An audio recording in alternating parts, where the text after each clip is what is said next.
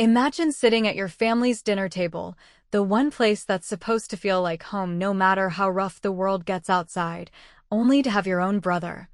The golden boy with his shiny Ivy League degree hanging over every conversation like a trophy nobody asked for. Lean in with that smug grin plastered across his face and announce to everyone gathered around the turkey and all the trimmings that you're just a dropout who'd be lucky to sell him your little business before it flops into oblivion, and then your dad, the man who raised you both through scraped-together paychecks and endless overtime shifts at the factory, nods along like it's the most sensible thing he's heard all year, sealing the deal with a grunt of approval that cuts deeper than any knife could. That night, as they laughed over their wine glasses clinking in agreement, dismissing every ounce of sweat and late-night hustle I'd poured into building something real from nothing, I didn't fight back with the fire they probably expected from the stubborn sister they'd always known, but instead, I just smiled through the sting, excused myself with a calm excuse about an early morning ahead, and walked out into the biting Chicago night air that carried the faint scent of snow on the wind, my mind already racing 3 steps ahead,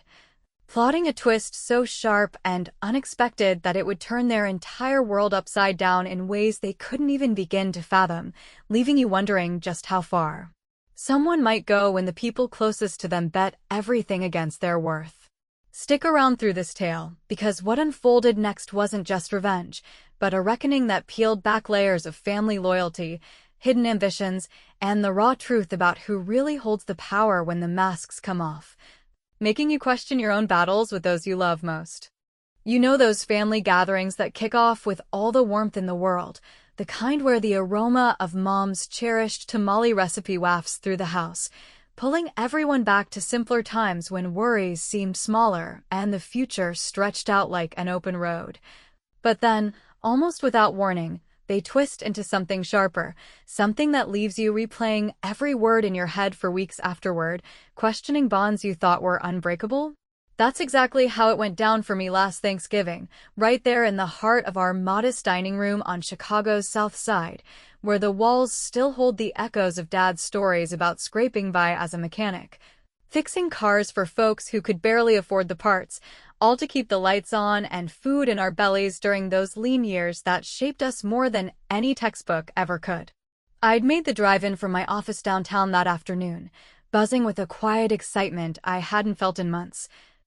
eager to share the news that my marketing firm, Vasquez Visions, had finally landed a substantial contract with a growing chain of neighborhood bakeries.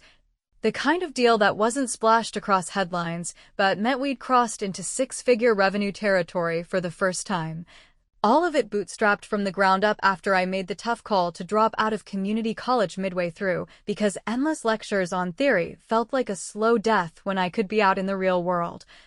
hustling door-to-door pitches and turning rejections into relationships that built a business brick by painstaking brick. My brother Marcus, on the other hand, always arrives at these holidays like some kind of conquering hero straight out of a corporate fairy tale, rolling up in his sleek sedan from his high-rise condo in the Loop,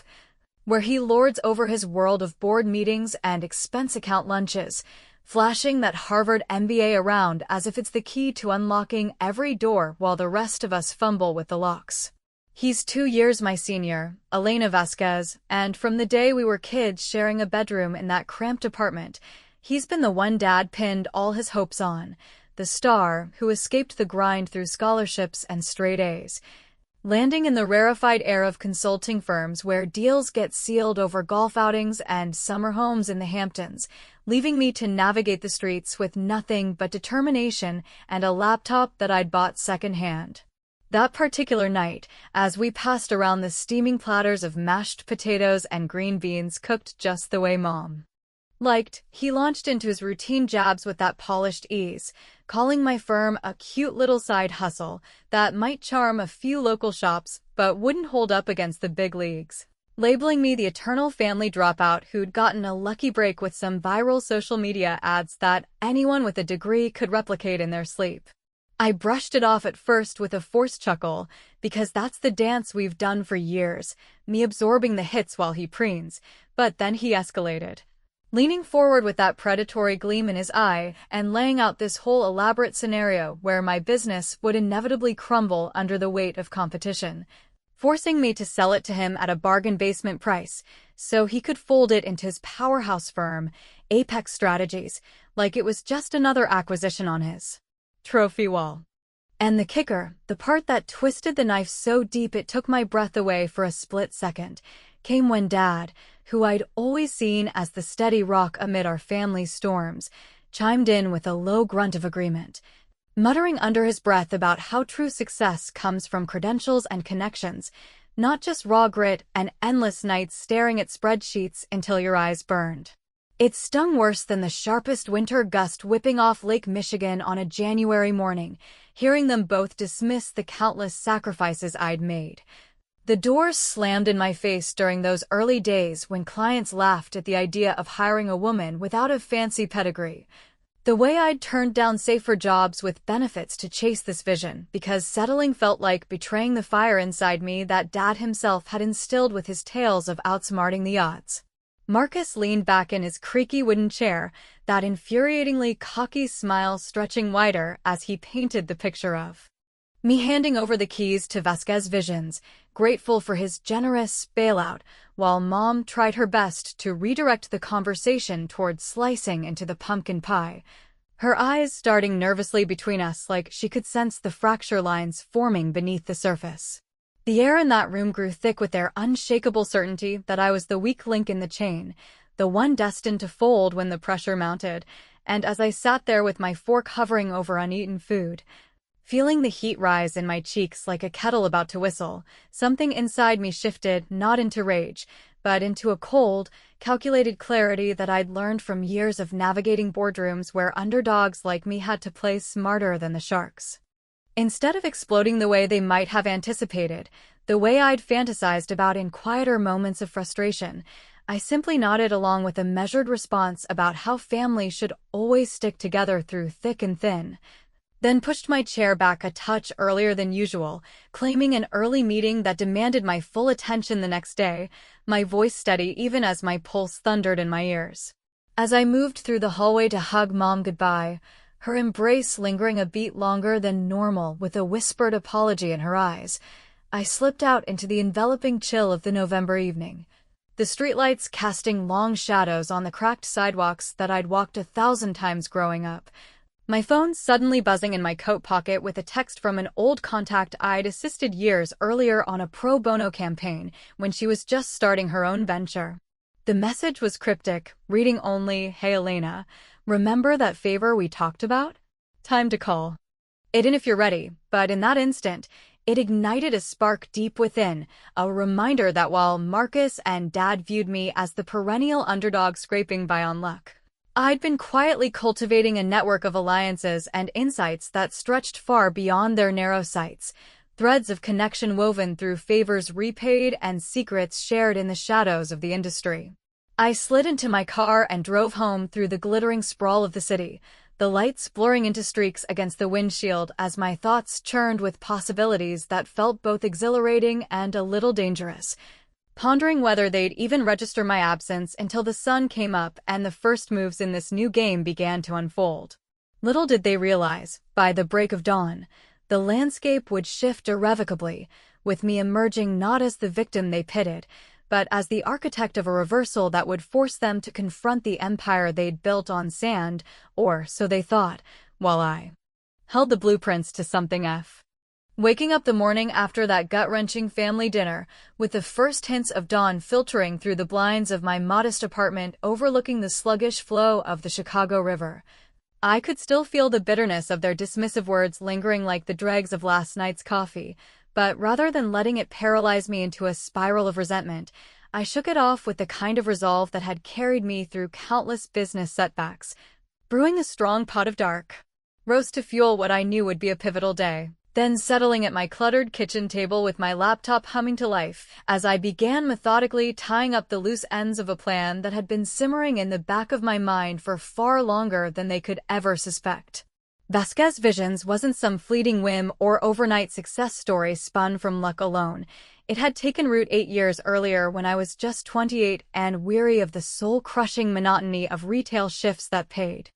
the bills but drained every last drop of ambition from my bones, so I cashed in my meager savings to register the business and armed myself with nothing more than a basic website and a dogged persistence. Cold emailing and even cold calling every small business owner whose contact I could unearth from outdated directories, eventually landing that breakthrough gig helping a struggling neighborhood bookstore transform their dusty flyers into vibrant,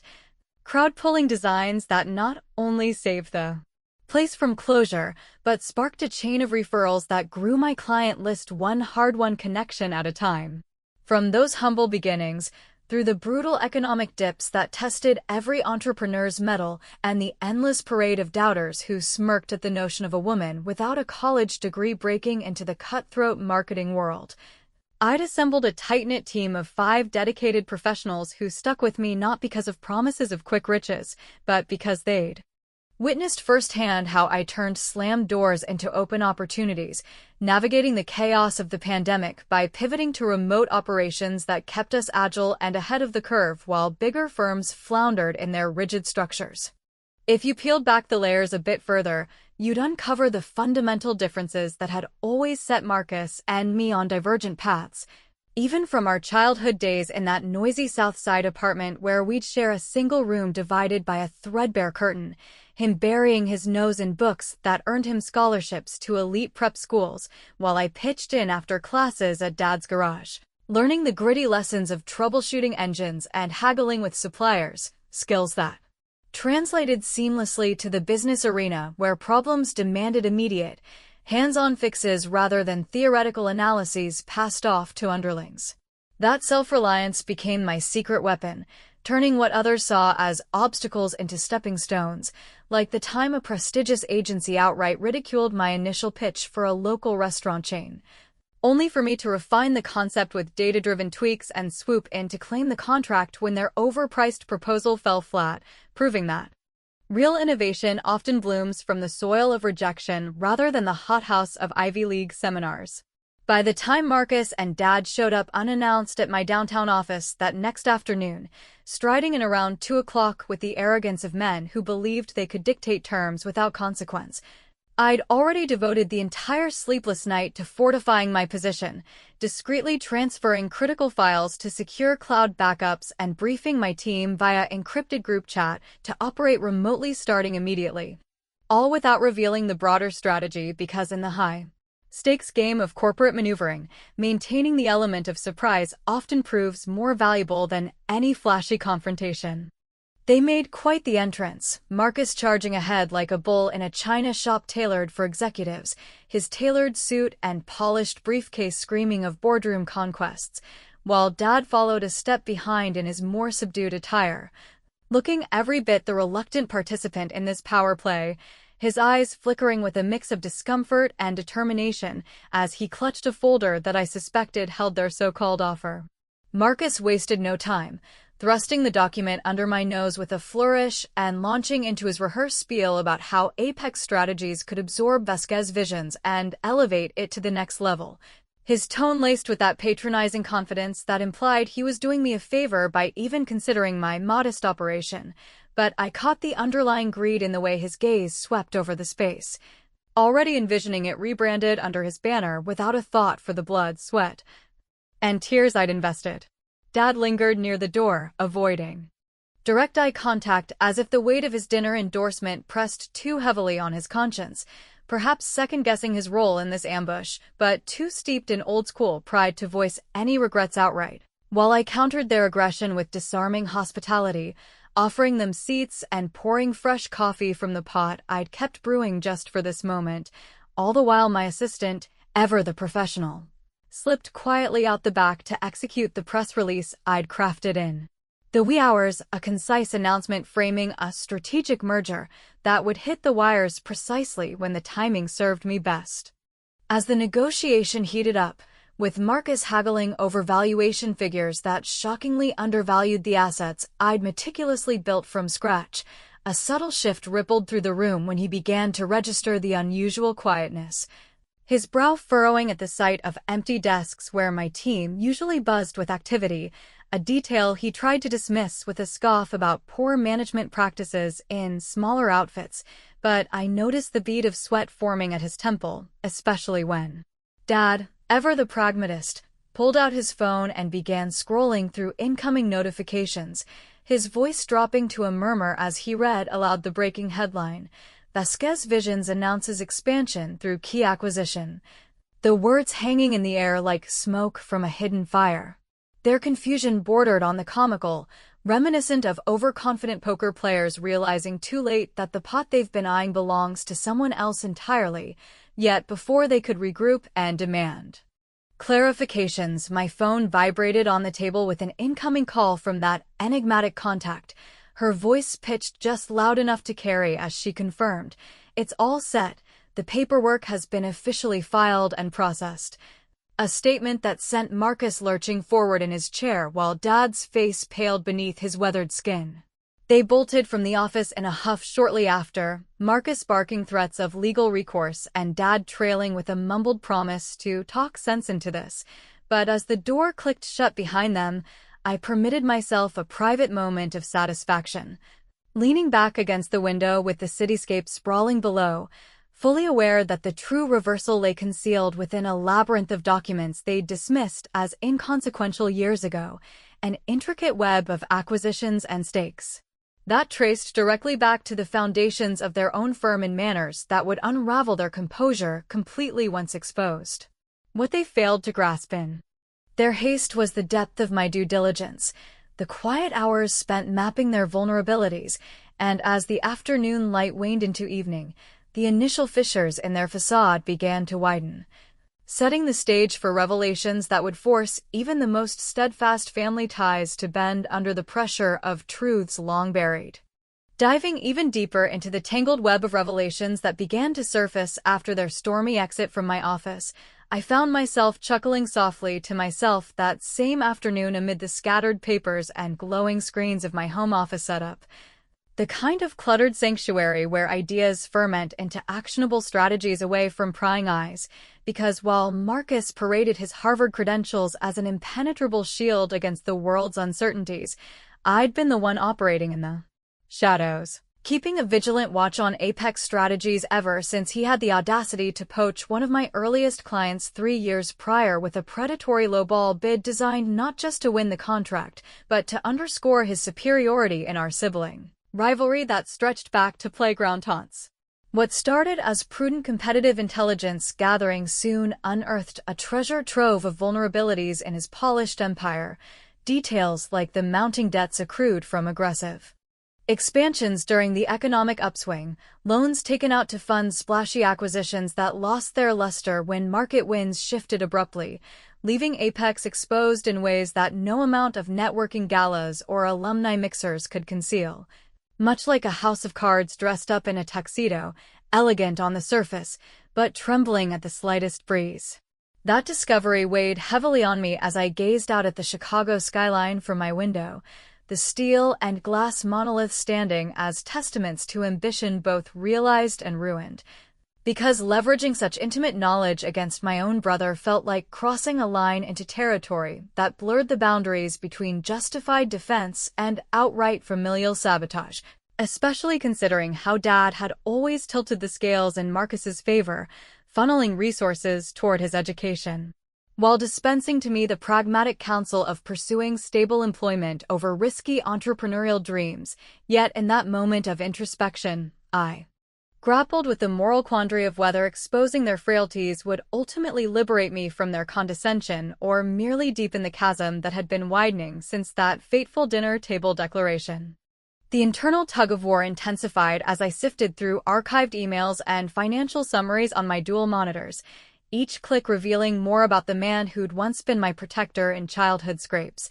now transformed into a symbol of everything I wasn't supposed to aspire to without the right pedigree,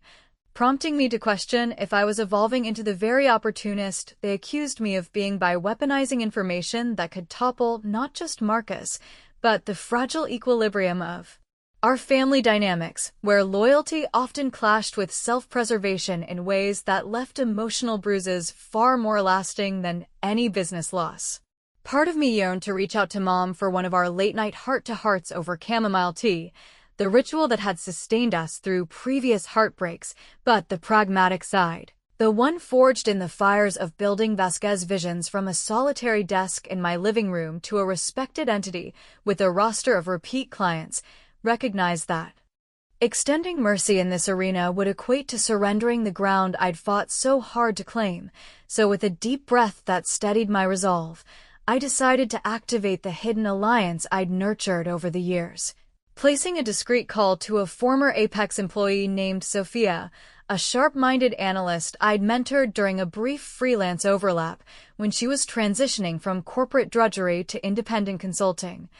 Someone who harbored no love for the firm's cutthroat culture after a bitter departure and now owed me substantially for the glowing reference that had propelled her into a lucrative role at a tech startup. In hushed tones over the secure line, I asked her to comb through any accessible public and semi-public filings that might illuminate overlooked angles in Apex's structure, framing it as a mutual favor in the spirit of paying forward the support she'd received, though deep down I knew this step edged us both toward ethically gray waters where the thrill of discovery mingled uneasily with the risk of repercussions. Her response arrived under the cover of night, her voice a conspiratorial whisper filtering through my earbuds as I paced the dimly lit living room, detailing how Marcus had concealed a botched subsidiary deal involving a venture capital infusion that had soured spectacularly, one that intersected unexpectedly with a group I'd encountered at an industry trade show 2 years earlier,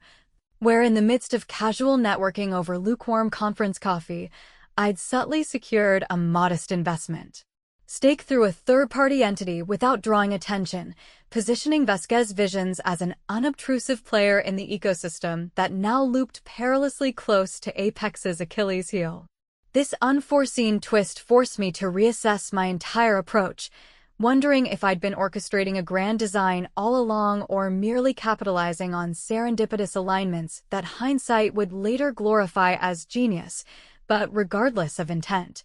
it equipped me with leverage that carried a double-edged sharpness, empowering my position while stirring a twinge of guilt over exploiting connections that bordered on the personal, akin to using a family heirloom as collateral in a bet you weren't sure you'd win. As the call concluded, I turned my attention to drafting an anonymous tip for a business blogger I'd crossed paths with at various events, a tenacious journalist known for peeling back corporate veneers without fear of reprisal, ensuring the details were tantalizing yet vague enough to spark curiosity rather than immediate alarm, a move that positioned me as the unseen catalyst in a narrative that could either validate my foresight or paint me as the architect of discord. That night, with the city humming faintly beyond my walls, the gravity of my choices settled over me like a heavy blanket, prompting reflections on whether I was morphing into a version of myself that prioritized victory over virtue. The kind of transformation that might satisfy the sting of betrayal but leave lingering doubts about the cost to my soul. The following morning brought an escalation that tested the limits of my composure, as Marcus's text message pierced the quiet of my routine with its demanding tone, insisting on an immediate sit-down to hash out what he termed this ridiculous posturing. Before it spiraled further out of control, his words dripping with the artificial assurance that had always grated on me like sandpaper on silk, yet I acquiesced to the meeting, suggesting a neutral venue in the form of a bustling coffee shop downtown where the constant murmur of patrons and clatter of cups would provide a buffer against any outbursts. He arrived fashionably late, striding in with the puffed-up demeanor of a man accustomed to dictating terms, brandishing additional paperwork that outlined increasingly coercive proposals, while emphasizing Dad's willingness to mediate if I would only see reason and step back from what he dismissed as amateur theatrics. But as we settled at a corner table amid the aroma of fresh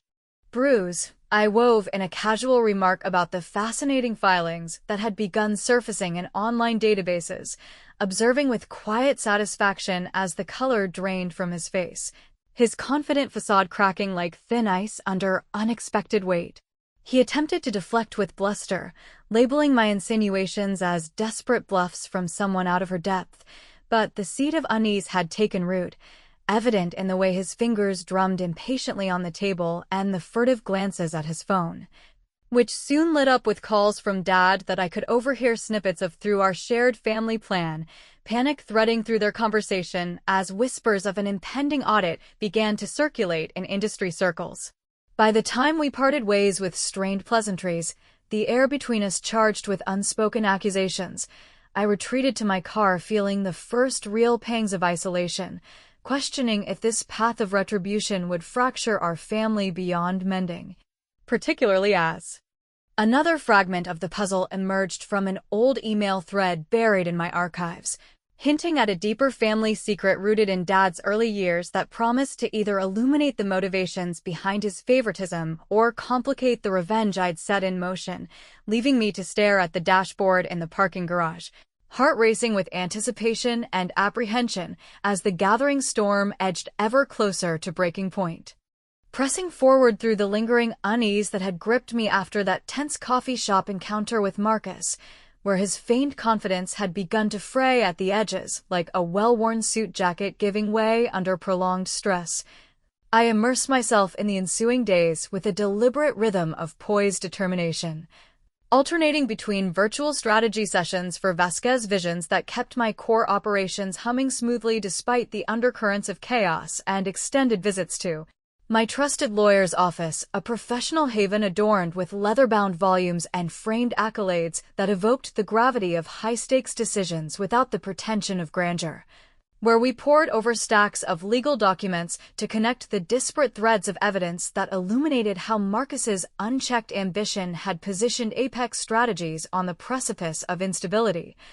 a vulnerability I'd inadvertently fortified through my own prescient maneuvers over the years that now served as the linchpin for the unfolding reversal. The escalating conflict permeated every aspect of my routine, manifesting like an approaching summer squall over Lake Michigan, heavy with the promise of thunder yet held in suspense by the building humidity. Particularly when Dad's unexpected call pierced the midday quiet of my workspace, his voice carrying a gravelly timbre over the speakerphone that blended paternal concern with an undercurrent of desperation as he attempted to broker peace by reminding me that we were all Vasquez's bound by blood thicker than any ink on a contract, though I detected the strain in his pauses, the reluctance to invoke Marcus's name directly as if acknowledging the favoritism that had festered between them would only widen the rift he'd helped create. That conversation stirred a whirlwind of emotions within me, a potent mix of nostalgia for the father who'd once viewed my scrappy initiatives with quiet pride and resentment toward the man who'd now aligned himself with the very forces seeking to undermine my achievements, forcing me into a profound dilemma where the prospect of forgiveness tempted with the allure of restored harmony, but demanded I relinquish the autonomy I'd clawed from the jaws of doubt, while retaliation risked entangling the entire family in a web of consequences that could echo for generations. Humor emerged as my unexpected ally amid the turmoil, surfacing in wry exchanges with my assistant during a hurried lunch break at a corner deli where the scent of fresh rye bread mingled with the buzz of city life, as I quipped that Marcus's vaunted degree must have included a crash course in selective blindness,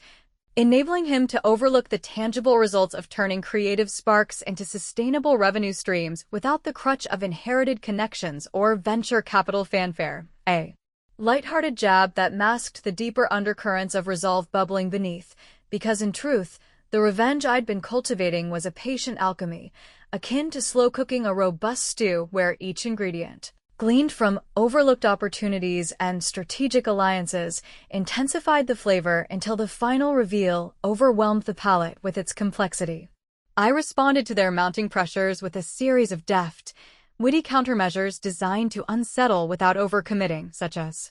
dispatching a satirical email to Marcus outlining a counteroffer to purchase his ostentatious wristwatch at an inflated price as a symbol of his extravagant tastes, a playful nod that elicited a flurry of indignant replies and bought me precious time to advance the core of my plan,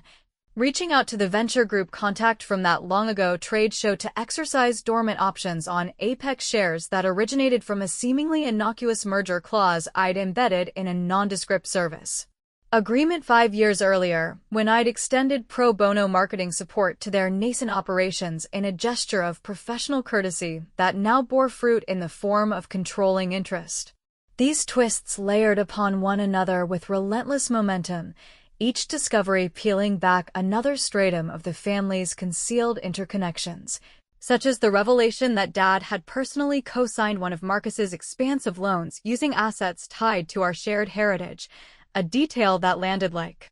a punch to the gut and compelled me to confront the uncomfortable truth that my pursuit of justice might inadvertently ensnare the very patriarch whose approval I'd once craved, prompting soul-searching nights where I debated whether this constituted the necessary awakening for him or merely collateral damage in a war of egos.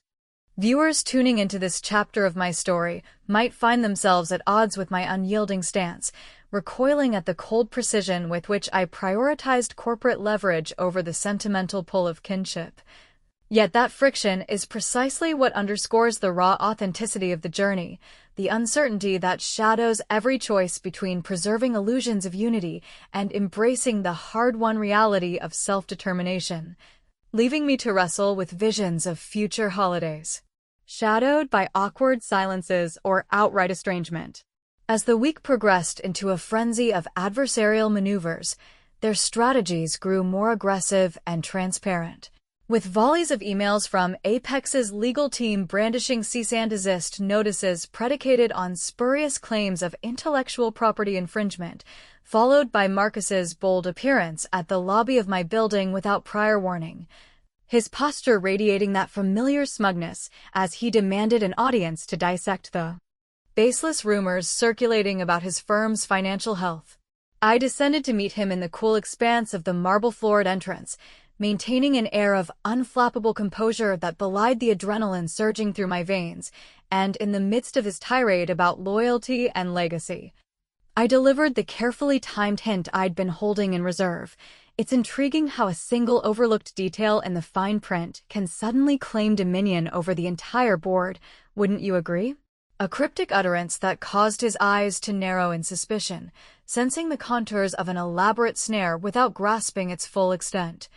His retreat hastened by the vibration of urgent messages on his device that hinted at the regulatory scrutiny I'd subtly instigated. That evening, as the city's twilight painted the skyline in hues of deepening indigo, the tempest I'd orchestrated crested into full force, with Dad's voicemail arriving like a plea from a man unaccustomed to vulnerability, urging me to intervene before the unfolding scrutiny ruined everything we'd built as a family, while Marcus's subsequent texts devolved from bombastic threats to tentative overtures that bordered on negotiation. Yet I allowed their communications to linger unanswered, the atmosphere thick with the anticipation of imminent upheaval as I finalized revisions to the comprehensive press release whose language functioned as a precise instrument to dissect their presumptions. This poised restraint only amplified my inner conflict as I sat alone with a faded photograph of us as children captured during a rare outing to the lakefront, the image evoking a time when alliances were forged in shared laughter rather than severed by ambition, compelling me to ponder if the satisfaction of this meticulously planned retribution would ultimately heal the wounds inflicted at that dinner table or merely inflict new ones that time might never fully mend, especially with the emergence of yet another subtle clue from Dad's archived personal files, a veiled reference to a long-concealed family legacy that could either bridge the divides or precipitate a cascade of unforeseen complications, suspending the narrative in a delicate balance as their impending countermove loomed on the horizon, mere hours from shattering the fragile stasis I'd so carefully maintained. Confronting the inexorable climax of this protracted saga that had simmered from a single ill-fated family dinner into a maelstrom of calculated confrontations and concealed machinations, I positioned myself that decisive morning within the echoing emptiness of the Vasquez Visions office space, now stripped bare to its utilitarian bones with furniture relocated to storage, and even the familiar coffee station dismantled as a precautionary measure against any rash encroachments, allowing me a moment of reflective solitude to trace the trajectory of events back to their origin. Recognizing how this orchestrated withdrawal had been germinating in the recesses of my strategic mindset long before Marcus's mocking proclamation echoed through our holiday meal, evolving into a multifaceted revenge that transformed their underestimation into the cornerstone of my triumphant repositioning. The tension reached its zenith as they materialized once more at the building's entrance, Marcus pounding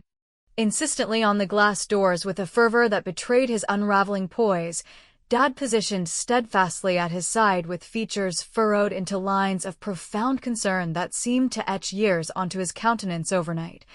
both compelled by the escalating fallout from the regulatory probe that had infiltrated the morning news cycles, casting Apex Strategies in a precarious light as an entity teetering on the brink of structural collapse requiring urgent intervention to avert total disintegration. I activated the intercom from the lobby security panel to grant them access, monitoring their ascent through the grainy feed of the surveillance cameras where Marcus gesticulated emphatically about impending litigations and Dad interjected with subdued murmurs regarding the sanctity of familial bonds, their reversed roles, from aggressors to supplicants, evoking a fleeting pang of sympathy that tempered the satisfaction of witnessing their comeuppance, though not enough to dull the edge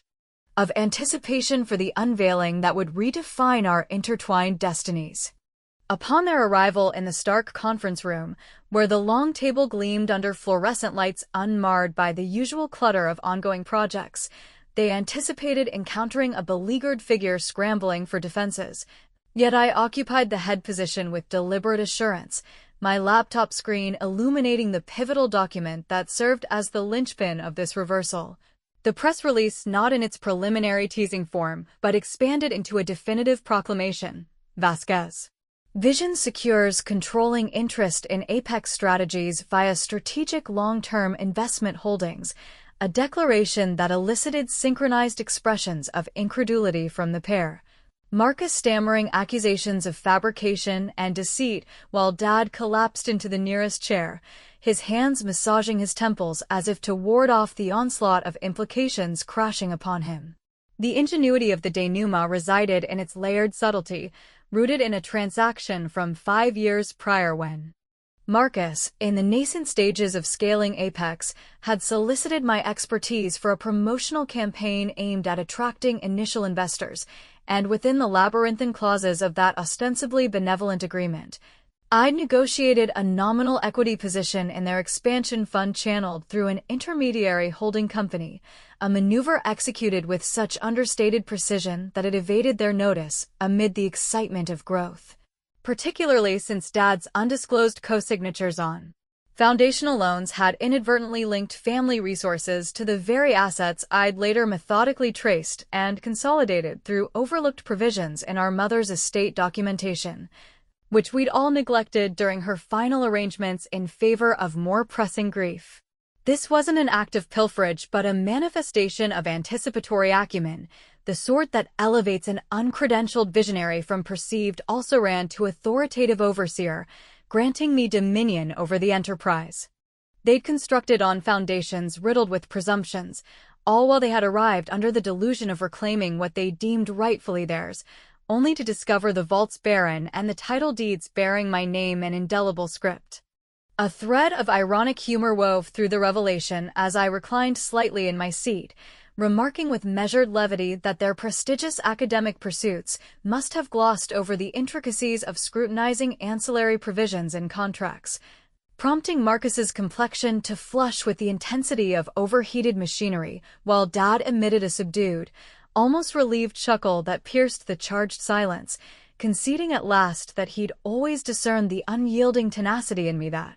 mirrored his own early struggles against improbable odds. Yet the triumph carried an undercurrent of poignant ambiguity, stirring a complex tapestry of sentiments that compelled even me to pause and contemplate the boundaries I'd traversed. Had this meticulously engineered reprisal exceeded the bounds of equity by dismantling their illusions to fortify my own? Or did it represent the equitable response to a provocation that sought to erase my agency from the narrative of our shared legacy? We, Engaged in an extended dialogue that stretched across hours, dissecting potential pathways forward where I'd orchestrate the fusion of Vasquez's visions as the innovative nucleus within Apex's framework, preserving employment opportunities and injecting fresh vitality into a structure strained by past missteps, effectively a consolidation dictated by my oversight that salvaged the operation without demanding wholesale capitulation. Marcus eventually withdrew in a tempest of wounded pride, his departure marked by slammed doors and muttered recriminations, yet circumscribed by the pragmatic realities that curtailed his retaliatory options, whereas Dad remained behind,